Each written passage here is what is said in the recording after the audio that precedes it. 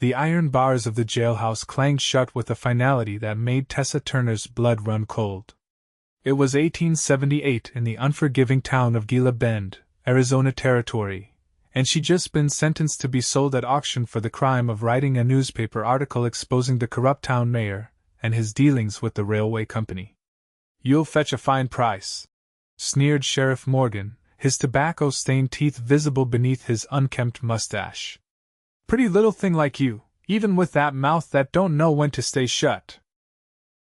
Tessa gripped the bars until her knuckles turned white.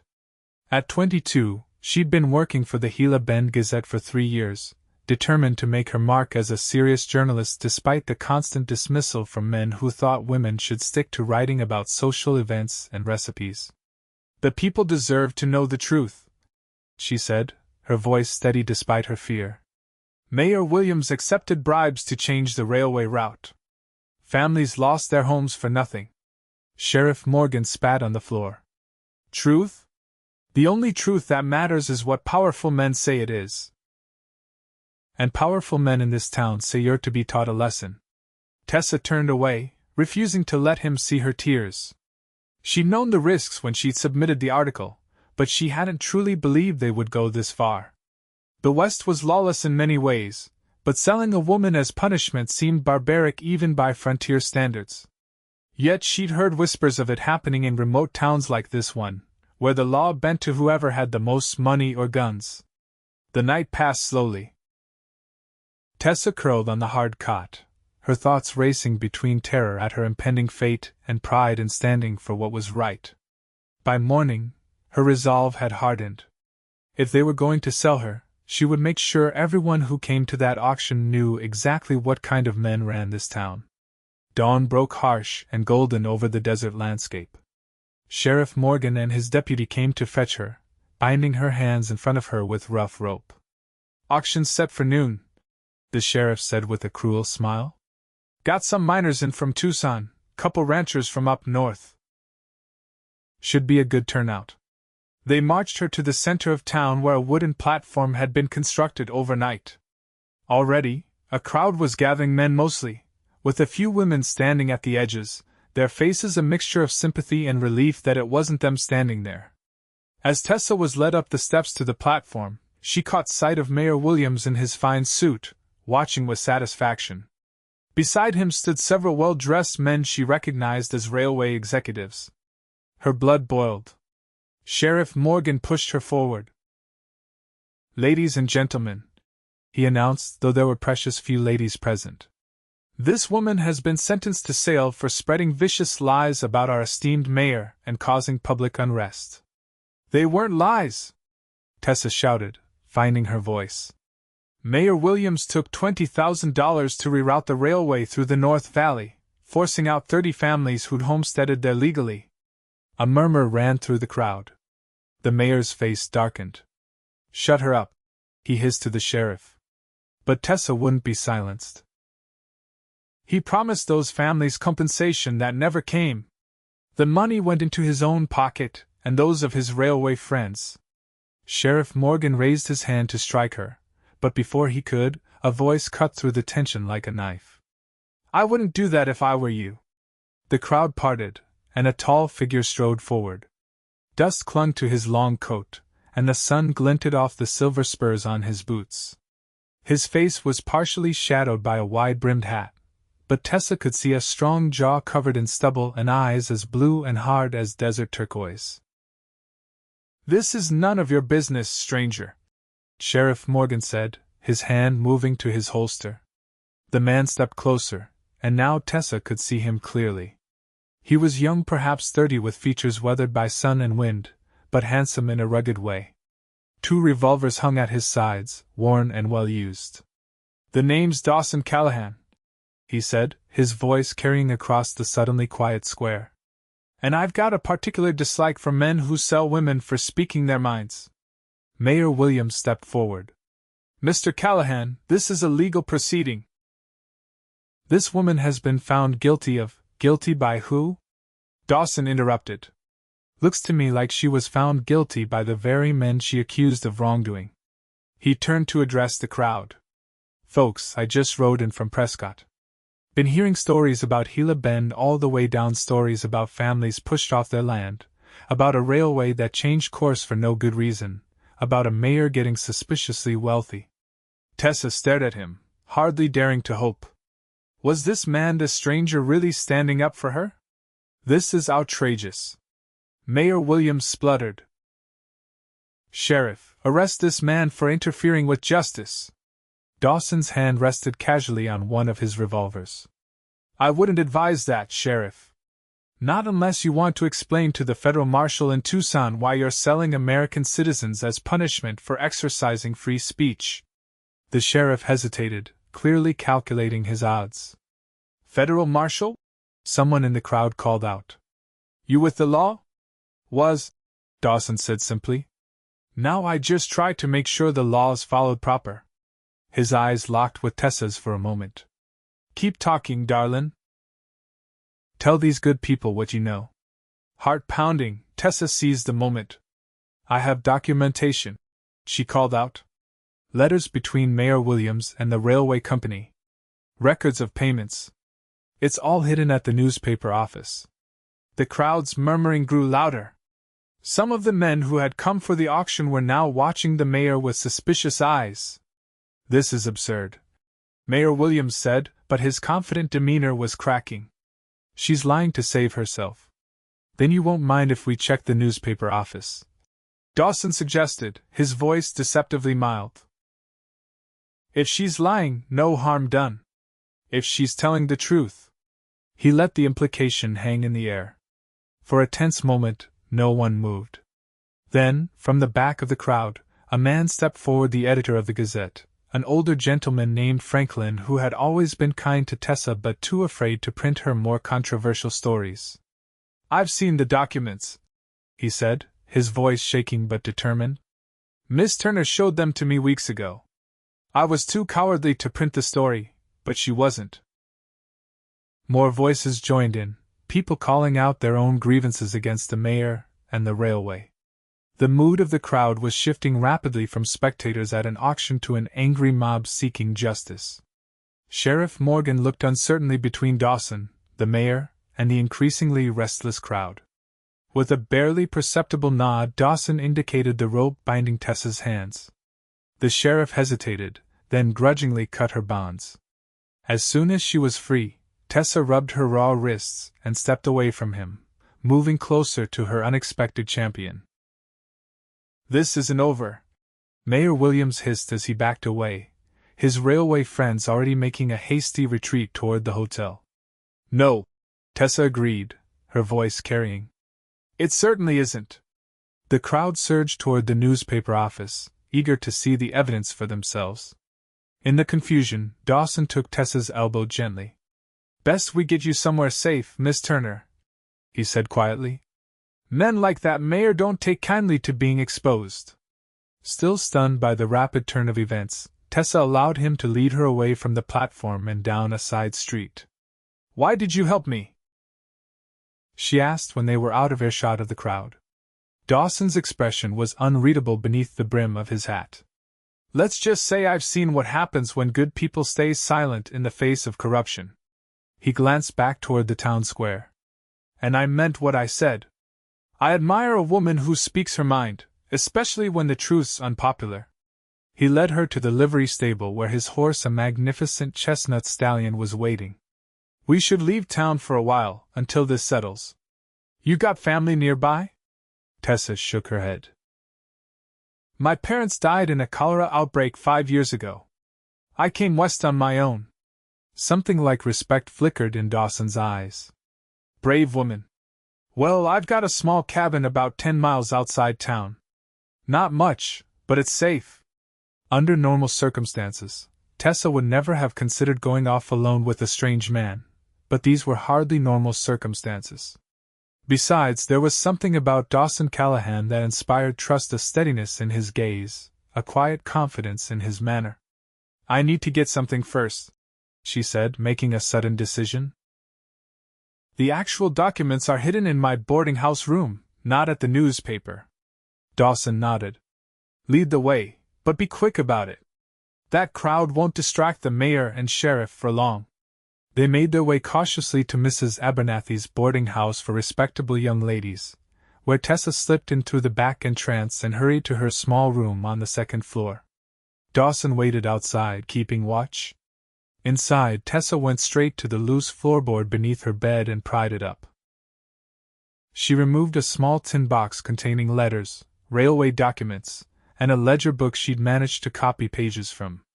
These were her insurance and now, potentially, her salvation.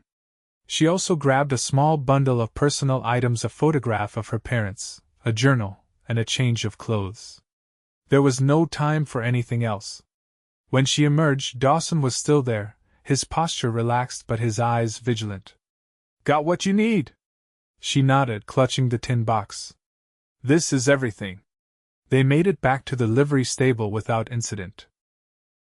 Dawson helped her mount his horse before swinging up behind her, his chest warm against her back. It was improper, scandalous even, but Tessa was past caring about propriety. This man had saved her from a fate worse than scandal. As they rode out of town, Tessa felt a curious mixture of fear and elation. She had nearly lost everything for speaking the truth, but somehow, improbably, she had found an ally in this mysterious former lawman. "Mr. Callahan," she said as they traveled, the desert landscape opening up around them. "I don't know how to thank you." "Dawson," he corrected. "And no thanks needed. I've been tracking Williams and his railway friends for months. You just happened to get to the truth before I did." Tessa twisted slightly to look at him. "Tracking them? Why?" His expression darkened. "Same thing happened in a town up north. My brother lost his ranch when they rerouted the railway. He fought back in court, legally. Was found dead a week later. Accident, they called it." Understanding dawned. "So when you heard about what was happening here in Gila Bend, I came to see if it was the same men." His voice was hard. "It was." Tessa felt a chill despite the desert heat. "I'm sorry about your brother." Dawson said nothing for a long moment, just guided the horse around a cluster of saguaro cacti. "Truth has a price," he finally said. "You were willing to pay it. So was he." They rode in silence after that, each lost in their own thoughts as the town receded behind them. The land grew wilder, the rolling desert giving way to rocky foothills. Finally, after nearly 2 hours of riding, they crested a ridge, and Tessa saw a small cabin nestled in a protected hollow, a stream glinting nearby. "It's not much," Dawson said as they approached. "Built it myself last year." But to Tessa, it looked perfect: solid log walls, a sturdy chimney, a small corral for horses, and most importantly, far from the reach of Mayor Williams and his allies. Dawson helped her dismount, his hands strong and sure at her waist. For a moment they stood too close for propriety, and Tessa felt a flutter of something that had nothing to do with fear or gratitude. "I'll tend to the horse," Dawson said, stepping back. "Make yourself at home." The interior of the cabin was simple but clean. A stone fireplace dominated one wall, a small kitchen area occupied another, and a bed covered in a handmade quilt stood in the corner. There was a table with 2 chairs, shelves lined with books, and surprising in a bachelor's cabin, fresh wildflowers in a tin can on the table. Tessa set down her bundle and the precious tin box of documents. For the first time since the sheriff had arrested her the previous day, she allowed herself to fully feel the emotions she'd been holding at bay: fear, anger, relief, and a bone-deep exhaustion. She sank into one of the chairs, her hands trembling. When Dawson entered a few minutes later, he took one look at her and went straight to a cabinet, pulling out a bottle and 2 cups. "Whiskey," he said, pouring a small amount into each. "Not my usual hospitality for a lady, but I reckon you could use it." Tessa accepted the cup with a wan smile. "I'm not feeling particularly ladylike at the moment." She took a sip, wincing at the burn. "They were going to sell me like cattle." Dawson's face hardened. "It wouldn't have happened. Even if I hadn't been there, someone in that crowd would have stopped it eventually." "I'm not so sure," Tessa said softly. "People are afraid of men like Mayor Williams." "With good reason." Dawson sat across from her, turning his cup in his hands but not drinking. Men with money and connections can get away with almost anything out here. That's why what you did was so brave and so dangerous. Tessa looked down at her cup. I never expected them to go so far. I thought maybe I'd lose my job at the paper, or be run out of town. Not that. The bigger the truth, the harder they try to bury it. Dawson's eyes met hers. Or the person telling it. A silence fell between them, not uncomfortable but heavy with unspoken understanding. They were strangers thrown together by circumstance, yet Tessa felt as though she'd known this man far longer than a few hours. We should look at those documents of yours, Dawson said eventually. Figure out our next move? Tessa raised an eyebrow. Our next move? A hint of a smile touched his lips. You exposed them. I've been hunting them. Seems to me we've got the same goal. That night, by lamplight, they spread the documents across Dawson's table. Tessa explained what each piece meant: the correspondence showing the original railway route, the suddenly changed plans, the money transfers to offshore accounts, the lists of properties seized and their drastically undervalued compensation amounts. Dawson listened intently, occasionally asking sharp questions that revealed his own knowledge of legal matters and railway operations. Together, they constructed a timeline of events that connected what had happened in Gila Bend with similar incidents in 3 other towns across the territory. It's a pattern, Dawson said grimly. They find a town with valuable resources nearby: mining, timber, water rights. They reroute the railway to either cut those places off or go right through them, forcing people to sell. Then they buy up the resources at a fraction of their worth. Tessa nodded, excitement building despite her exhaustion. And the local officials get a cut. That's why Mayor Williams was so desperate to stop my article. It would have exposed not just the railway bribe but his investments in the copper mine north of town. The same mine my brother refused to sell his water rights to, Dawson said quietly. It all connects. They worked late into the night, organizing the evidence, drafting letters to territorial officials, and planning their next steps. When Tessa finally yawned for the 3rd time in as many minutes, Dawson insisted she take the bed while he made do with blankets near the fire. I can't take your bed, she protested. You can and you will, he said firmly. I've slept on worse than a cabin floor, believe me. Too tired to argue further, Tessa accepted the arrangement, though it felt strange to lie in this man's bed while he slept just feet away. As she drifted toward sleep, she heard him stoke the fire one last time. Dawson, she murmured, already half dreaming. Yes? Thank you. Not just for saving me, but for believing me. In the firelit dimness, she could just make out his smile. Get some sleep, Tessa. Tomorrow, we start fighting back. The days that followed established a rhythm unlike anything Tessa had experienced before. They rose with the sun, shared simple meals, and spent hours refining their case against Mayor Williams and his railway conspirators. When they needed breaks, Dawson taught Tessa how to shoot his spare revolver, insisting she learn to defend herself. You've got a good eye, he said approvingly as she hit 3 cans in a row from 20 paces. Just need to work on your stance. He moved behind her, adjusting her shoulders and the position of her arms. His touch was professional, but Tessa couldn't help being acutely aware of his proximity, the clean scent of soap and leather that clung to him. In the evenings, they sat by the fire and talked not just about the case, but about their lives. Tessa told him about growing up in Ohio, her dreams of becoming a serious journalist, her journey west after her parents died. Dawson spoke of his time as a federal marshal, his disillusionment with a system that too often favored the wealthy, his brother's death that had set him on his current path. You could have sought revenge, Tessa observed one night, a week into their exile. Gone after them with guns instead of evidence. Dawson gazed into the fire, his profile strong in the golden light. Thought about it. Came close a couple times. He looked at her then. But that's not justice. That's just more violence. My brother believed in the law, even when it failed him. I owe it to him to try it his way first. And if the law fails again? The look in his eyes made her shiver. Then I'll try it my way. On their 10th day at the cabin, Dawson rode into the nearest town to send their carefully prepared packets of evidence to the territorial governor, federal marshals, and several newspaper editors throughout the territory. He also brought back news from Gila Bend. Town's in upheaval, he reported as they ate supper. Sheriff Morgan's disappeared likely ran when he realized which way the wind was blowing. Mayor Williams is still there, claiming innocence, but half the town's turned against him. Your editor friend Franklin has been printing special editions of the Gazette with parts of your original story. Tessa felt a surge of pride.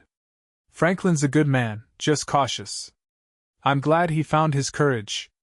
The railway executives have all left town, which isn't surprising. But they've left Williams to face the music alone, and he's not happy about it. Tessa set down her fork. Do you think it's safe to go back? Not yet, Dawson said firmly. Not until we hear from the territorial officials. Williams is desperate now, which makes him dangerous. 3 more days passed before they received a response, a telegram delivered by a rider from the nearest town.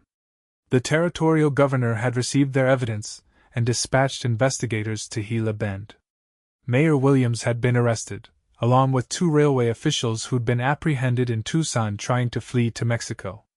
They're actually taking it seriously, Tessa breathed, clutching the telegram. I can hardly believe it. Dawson's smile was grim but satisfied. Hard to ignore evidence that solid, especially when it implicates people in multiple towns. The governor can't afford another corruption scandal, not when he's pushing for statehood. That night, they celebrated with a special dinner, rabbit stew with wild onions Dawson had hunted that morning, and a bottle of good whiskey he'd been saving. As they sat by the fire afterward, a comfortable silence between them, Tessa realized something had changed. Somewhere in these 2 weeks of shared purpose and close quarters, her feelings for this quiet, principled man had deepened into something she hardly dared name. What will you do now? She asked, watching the firelight play across his features. When this is all over? Dawson considered the question, rolling his whiskey glass between his palms. Haven't thought that far ahead. Been focused on Williams and his cronies for so long. You could go back to being a marshal, Tessa suggested. The territory could use honest lawmen. He shook his head. That chapter's closed. Might head further west, maybe California. Or stay here. His eyes met hers. What about you? Back to the Gazette? Tessa sighed. I don't know. After everything that's happened. Gila Bend doesn't feel like home anymore. Where does feel like home? The question hung in the air between them, laden with meaning neither was ready to acknowledge. Before Tessa could answer, Dawson stood abruptly. It's late. We should get some rest. The next morning, they rode to Gila Bend together. Despite the telegram's assurance that Williams had been arrested, Dawson insisted on caution, keeping Tessa close as they entered town. The change was immediately apparent. Federal marshals were visible on the main street, and a crowd had gathered outside the mayor's office where officials were removing boxes of documents. When people recognized Tessa, a cheer went up. Suddenly they were surrounded by townspeople offering thanks, apologies, and congratulations. Franklin from the Gazette pushed through the crowd, tears in his eyes. Miss Turner! Thank God you're safe! The older man clasped her hands. I've been sick with worry. When the sheriff said you'd escaped with a stranger. This is Dawson Callahan, Tessa introduced. He saved me from the auction and helped gather the evidence that brought down Williams. Franklin shook Dawson's hand enthusiastically. The whole town's in your debt, sir. Both of you. Over the next few hours, they met with the federal marshals, giving formal statements about the corruption they'd uncovered. The lead marshal, a stern man named Johnson, was particularly interested in the connection to the death of Dawson's brother. We'll be reopening that investigation, he assured Dawson. There's enough here to suggest it wasn't the accident it appeared to be. By late afternoon, Tessa was exhausted by the constant attention and questions. Dawson, noticing her fatigue, steered her toward Mrs. Abernathy's boarding house. "You should rest," he said. "It's been a long day." Mrs. Abernathy welcomed Tessa back with open arms, fussing over her and declaring her room had been kept exactly as she left it. "A hero of the town doesn't pay rent," the older woman insisted when Tessa tried to settle her account. When they reached her door, Tessa turned to Dawson. "Will you be staying in town?" He shifted uncomfortably.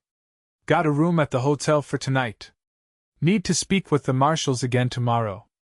And then?" His eyes, usually so direct, avoided hers. "Not sure yet." Fear clutched at Tessa's heart. He was pulling away, preparing to leave. After everything they'd shared, he was ready to move on without her. "I see," she said stiffly. "Well, thank you again for your help, Mr. Callahan. I wish you safe travels."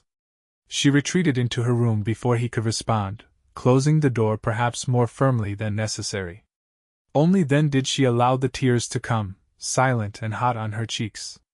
Morning brought no relief from her sadness. Tessa dressed mechanically, preparing to return to the Gazette where Franklin had offered her not just her old position back but a promotion to assistant editor. It should have been a triumph, but all she could think about was Dawson leaving.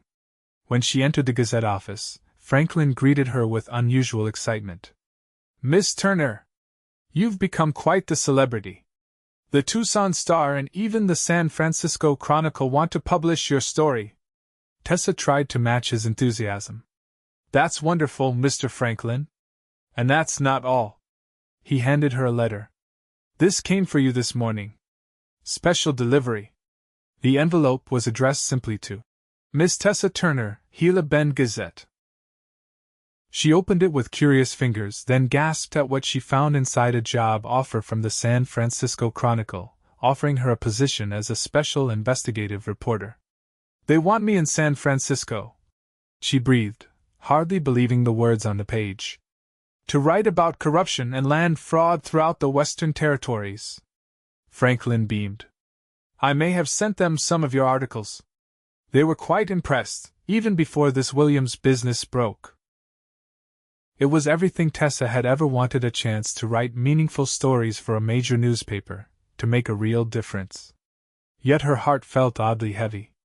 "I need to think about it," she told Franklin. "It's a big decision." She wandered the streets of Gila Bend that afternoon, the letter burning a hole in her pocket.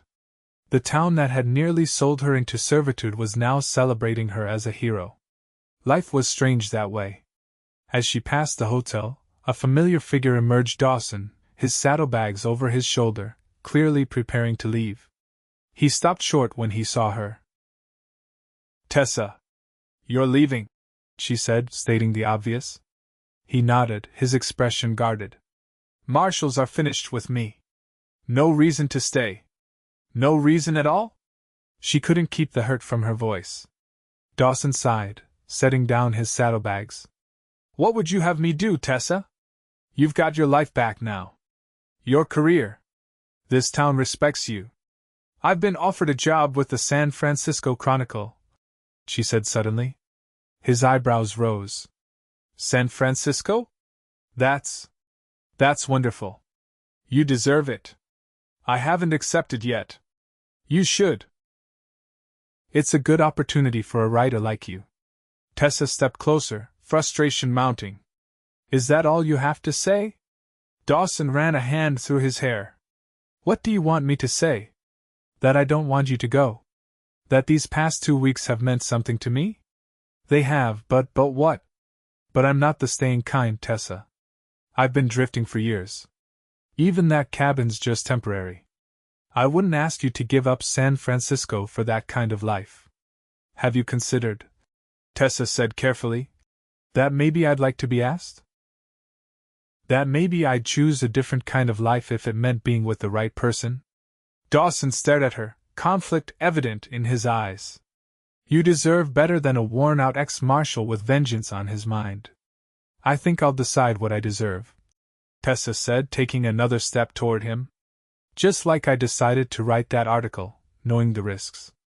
Just like I decided to trust you when you said keep talking, Darlin. A ghost of a smile touched his lips at the memory. You were magnificent that day.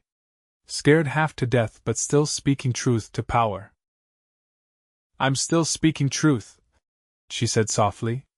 And the truth is, I've fallen in love with you, Dawson Callahan. I don't care if you're the staying kind or not. I care that you're the kind of man who stands up for what's right, who listens when others won't, who sees me for who I really am. For a moment, he didn't move, and Tessa feared she'd misjudged everything. Then his hand came up to cup her cheek, his touch gentler than she would have imagined possible from those calloused fingers. I've never met anyone like you, he said, his voice rough with emotion. Never thought I'd find someone who makes me want to stop drifting. Then don't, she whispered. Or if you must drift, let me drift with you. He kissed her then, right there on the main street of Gila Bend, scandalizing Mrs. Abernathy who happened to be passing by. Tessa didn't care. In that moment, nothing existed but the two of them and the future suddenly opening before them. When they finally separated, Dawson pressed his forehead to hers. San Francisco's a good city, he said thoughtfully. Never spent much time there, but I hear they need honest lawmen almost as bad as they need honest journalists. Tessa's heart soared. Are you saying what I think you're saying? I'm saying maybe we both have more truth to speak. Maybe we could do it together. His eyes, so serious until now, crinkled at the corners with a smile. If you'll have me, that is. I think that could be arranged, Tessa said, smiling through tears of joy. On one condition. Name it. You have to promise to always tell me to keep talking, even when the truth is hard to hear. Dawson laughed, the sound startling a nearby horse. Darlin, I wouldn't have it any other way. 3 months later, they married in a small ceremony in San Francisco, with Franklin from the Gazette traveling all the way from Arizona to give the bride away. Tessa wore a simple white dress with wildflowers in her hair, the same wildflowers that Dawson had kept in that tin can on his cabin table. By then, her exposé on railway corruption had run in newspapers across the country, forcing investigations in multiple territories and states. Dawson had taken a position with the city police, his experience and integrity quickly earning him respect among his peers. They bought a small house on a hill overlooking the bay, where Tessa set up a writing desk by the window and Dawson built bookshelves to hold her growing collection of newspapers and research materials. It wasn't the life either of them had imagined, but it was better, richer, fuller, braver. No regrets? Dawson asked one evening as they sat on their porch, watching the sunset paint the bay in gold and crimson. Tessa leaned against his shoulder, thinking of that terrible day at the auction block, the cabin in the wilderness, and everything that had followed. Not one, she said. Some truths are worth any price. He kissed the top of her head. Keep talking, darlin'. I'll always listen. And in a city full of voices, there's spoken harmony about justice, about truth, and most of all, about love that had begun in the harshest circumstances but grown to weather any storm. For a woman who had once been silenced, there could be no greater freedom than being heard, no greater joy than being loved for her voice rather than despite it.